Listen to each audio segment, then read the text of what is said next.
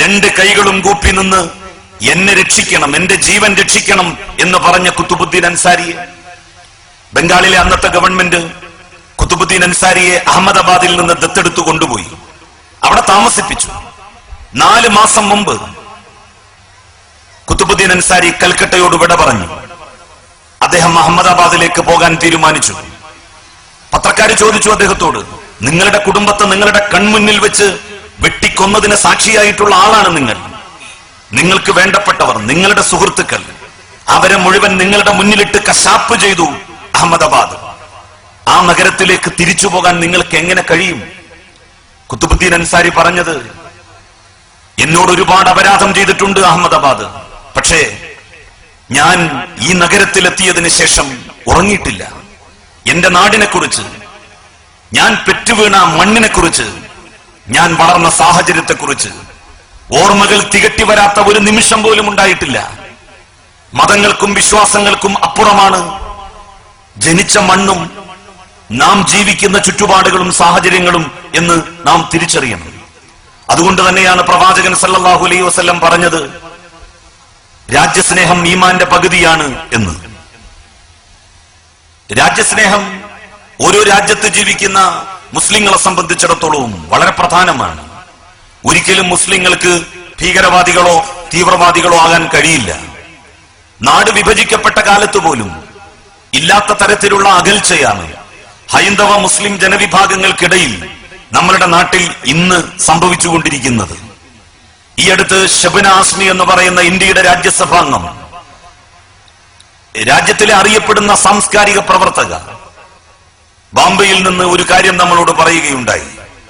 അവർ പറഞ്ഞത് മറ്റൊന്നുമല്ല, ബോംബെയിൽ എനിക്ക് ഫ്ളാറ്റുകൾ കിട്ടുന്നില്ല, ആരും എനിക്ക് ഫ്ളാറ്റ് തരാൻ തയ്യാറാകുന്നില്ല, എന്റെ പേരിനൊരു മുസ്ലിം ചുവയുണ്ട്, ഷബ്ന ആസ്മി എന്നാണ് അവരുടെ പേര്.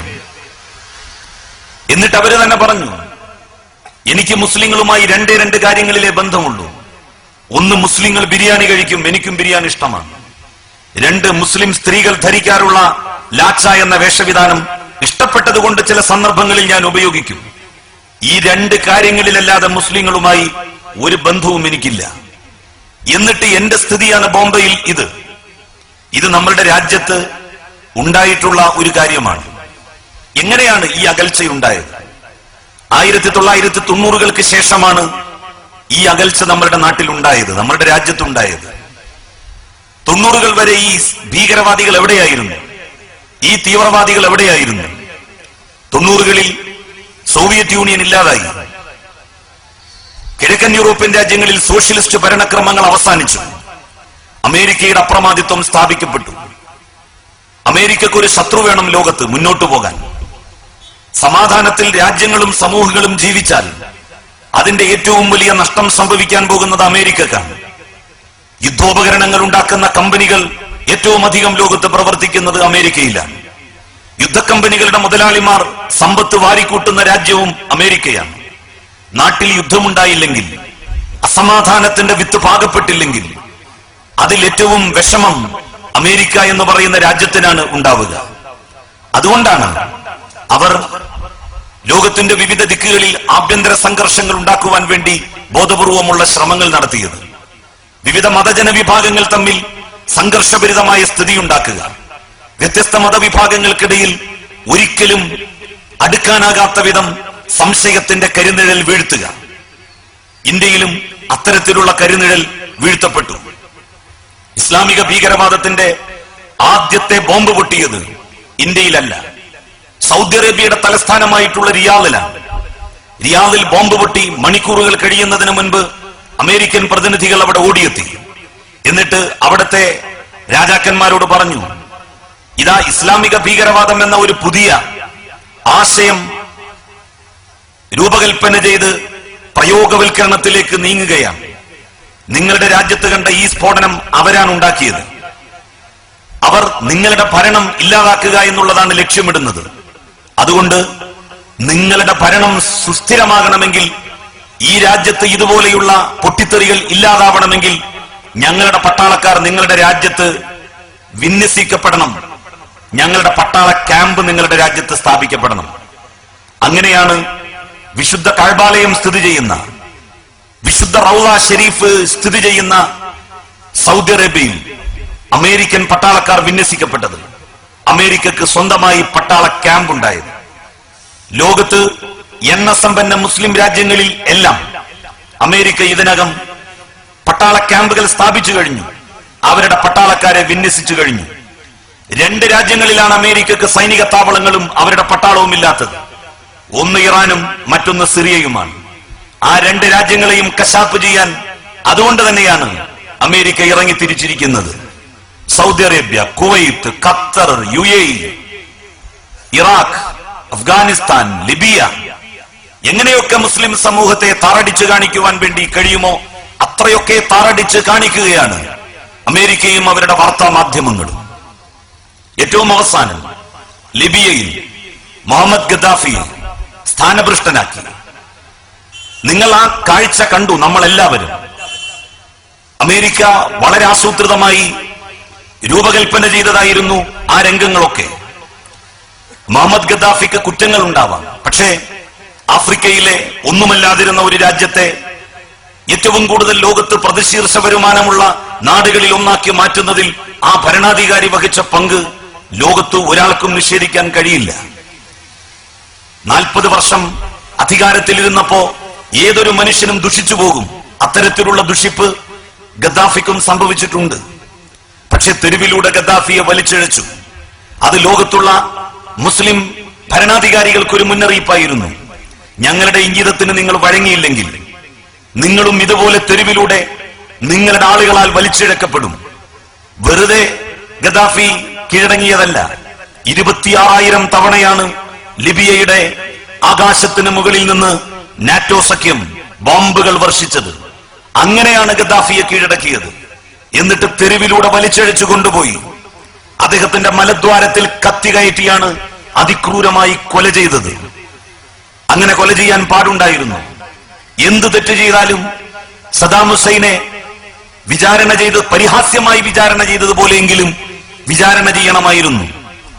ഉണ്ടായില്ല, കൊന്നു.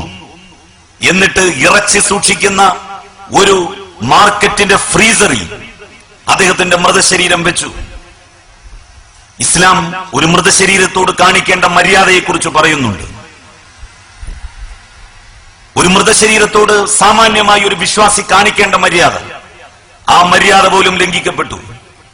അത്തരത്തിലുള്ള ദൃശ്യങ്ങൾ ക്യാമറയിൽ പകർത്തി ലോകത്ത് സംപ്രേഷണം ചെയ്യുമ്പോ അമേരിക്ക അതിൽ ഉദ്ദേശിച്ച ഒരു ലക്ഷ്യമുണ്ട്. ഞങ്ങൾ ഈ സൈനിക നീക്കങ്ങൾ നടത്തുന്നത് ഈ കാടന്മാർക്കെതിരെയാണ്.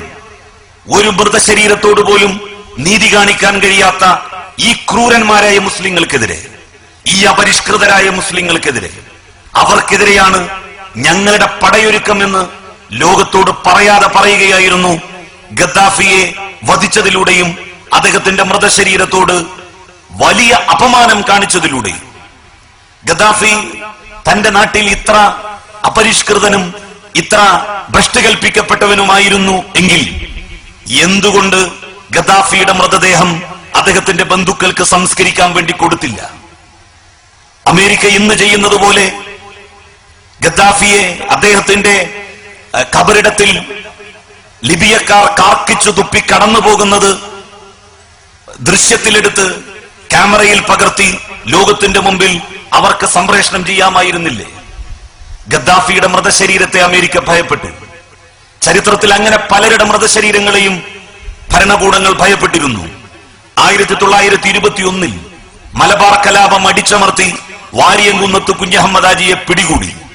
എന്നിട്ട് മലപ്പുറത്തെ കുന്നഞ്ചെരുവിൽ വെച്ച് വെടിവെച്ചു കൊന്നു ബ്രിട്ടീഷുകാർ.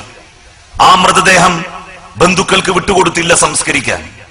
എവിടെയാണ് അത് കൊണ്ടുപോയി കരിച്ച് കുഴിച്ചു മൂടിയത് എന്ന് ആർക്കും അറിയില്ല. വാരിയംകുന്നത്ത് കുഞ്ഞഹമ്മദ് ഹാജിയുടെ മൃതശരീരം മലബാറിൽ അദ്ദേഹത്തിന്റെ ബന്ധുക്കൾക്ക് വിട്ടുകൊടുത്തിരുന്നു എങ്കിൽ പിൽക്കാലത്ത് ബ്രിട്ടീഷുകാർക്കെതിരായി നടക്കുന്ന സർവ സന്നാഹങ്ങളുടെയും സർവ സമരങ്ങളുടെയും പ്രഭവ കേന്ദ്രമായി അത് മാറുമായിരുന്നു എന്ന് അവർ ഭയപ്പെട്ടു. ഗദ്ദാഫിയുടെയും കാര്യത്തിൽ അതാണ് സംഭവിച്ചത്. ദുഷ്പ്രചരണങ്ങളാണ്, കള്ളപ്രചരണങ്ങളാണ്.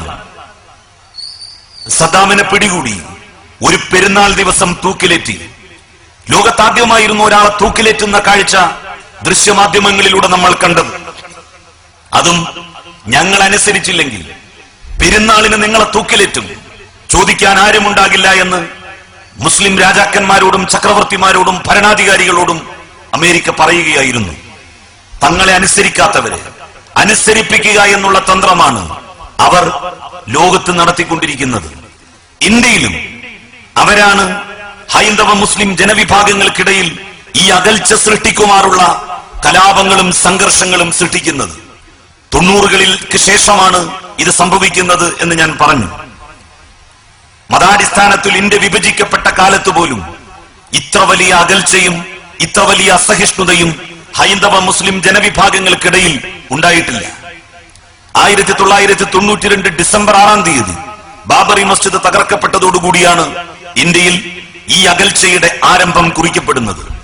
ബാബറി മസ്ജിദ് രാമജന്മഭൂമി തർക്കം ഉണ്ടാകുന്നത് 1992-ലോ 80-ലോ 70-ലോ അല്ല, 1949-ലാണ്.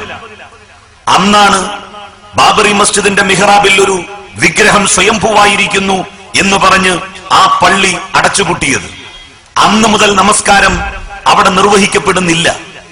പക്ഷെ അന്നും പള്ളി പൊളിക്കാനുള്ള ധൈര്യം ഈ രാജ്യത്തുള്ള ഫാഷിസ്റ്റുകൾക്ക് ഉണ്ടായിരുന്നില്ല.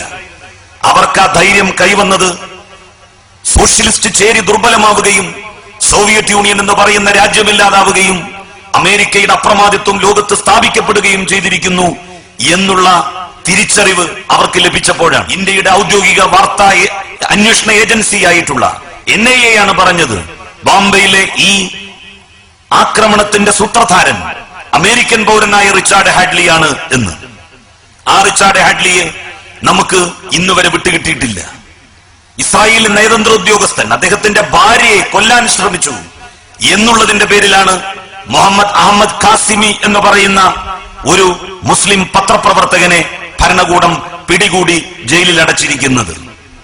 കൊന്നു എന്നുള്ളതിന്റെ പേരിലല്ല, ഇസ്രായേലി നയതന്ത്ര ഉദ്യോഗസ്ഥന്റെ ഭാര്യയെ കൊല്ലാൻ ശ്രമിച്ചു എന്നുള്ളതിന്റെ പേരിൽ ഇസ്രായേലിൽ നിന്ന് മൊസാദ് എന്ന് പറയുന്ന ലോകത്തിലെ ഇസ്ലാമിക മുന്നേറ്റത്തിന്റെ മുനയൊടിക്കുവാൻ അമേരിക്ക ഉപയോഗിച്ചിട്ടുള്ള, ജൂതന്മാർ ഉപയോഗിച്ചിട്ടുള്ള സംഘത്തെ നമ്മളുടെ രാജ്യത്തേക്ക് കൊണ്ടുവന്നത്. ലോകത്ത് ഓരോ രാജ്യത്തും അതത് നാട്ടിൽ നടക്കുന്ന പൗരന്മാർക്കെതിരെ എന്തെങ്കിലും പ്രശ്നമുണ്ടാകുമ്പോ അത് അന്വേഷിക്കാൻ എവിടെ നിന്നെങ്കിലും ആളുകൾ വരികയാണോ? ഇറ്റലിക്കാർ പിടിക്കപ്പെട്ടു, പക്ഷെ അത് അന്വേഷിക്കാൻ ഇറ്റലിയിൽ നിന്ന് അന്വേഷണ ഏജൻസികൾ നമ്മളുടെ രാജ്യത്തേക്ക് വരുന്നതിനെ കുറിച്ച് നമുക്ക് എന്താണ് അഭിപ്രായം? ഈ രാജ്യത്ത് ഹൈന്ദവ മുസ്ലിം ജനവിഭാഗങ്ങളെ ആഭ്യന്തര കലാപത്തിലേക്ക് തിരിച്ചുവിടുക, എന്നിട്ട് ഇന്ത്യയിലും അമേരിക്ക സൈനിക താവളം ഉണ്ടാക്കുക, അവരുടെ സൈനിക സാന്നിധ്യം ഉറപ്പാക്കുക. ഇതാണ് അവരുടെ ലക്ഷ്യം. ഇസ്ലാമിക ഭീകരത അവരുടെ സൃഷ്ടിയാണ്. ഒരുപറ്റം മുസ്ലിം ചെറുപ്പക്കാരെ വിലക്കെടുത്തിട്ടുണ്ട് ഇന്ത്യയിൽ അത് നടപ്പിലാക്കാൻ.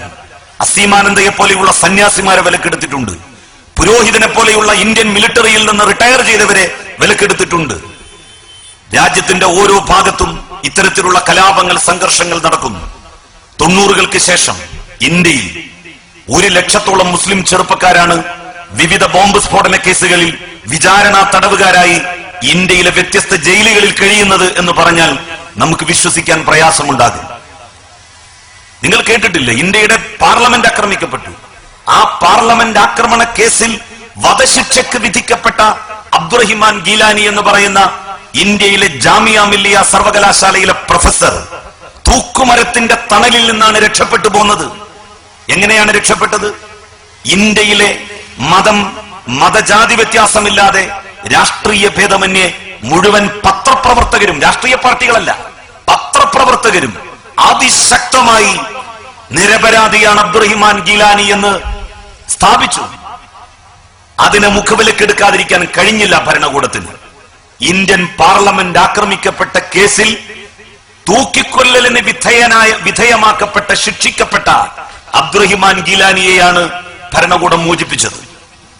മുഹമ്മദ് അഹമ്മദ് ഖാസിമി ഇന്ത്യയുടെ പ്രധാനമന്ത്രിയുടെ കൂടെ, ഇന്ത്യയുടെ പ്രസിഡന്റുമാരുടെ കൂടെ ലോകത്തിന്റെ വിവിധ ദിക്കുകളിൽ സന്ദർശനം നടത്തിയിട്ടുള്ള പത്രപ്രവർത്തകനാണ്. അദ്ദേഹത്തെയാണ് ജയിലിൽ അടച്ചിരിക്കുന്നത്. 1 ലക്ഷത്തോളം മുസ്ലിം ചെറുപ്പക്കാർ ഇന്ത്യയിലെ വ്യത്യസ്ത ജയിലുകളിൽ വിചാരണ തടവുകാരായി കഴിയുകയാണ്. എന്തുമാത്രം ക്രൂരമല്ല ഇത്! ഇത് നമ്മുടെ രാജ്യത്തിന്റെ മഹിതമായ മതേതര പാരമ്പര്യത്തിന് എതിരാണ്. ഈ രാജ്യം കാത്തു സൂക്ഷിച്ച മതമൈത്രിക്കും സഹിഷ്ണുതക്കും വിരുദ്ധമാണ്.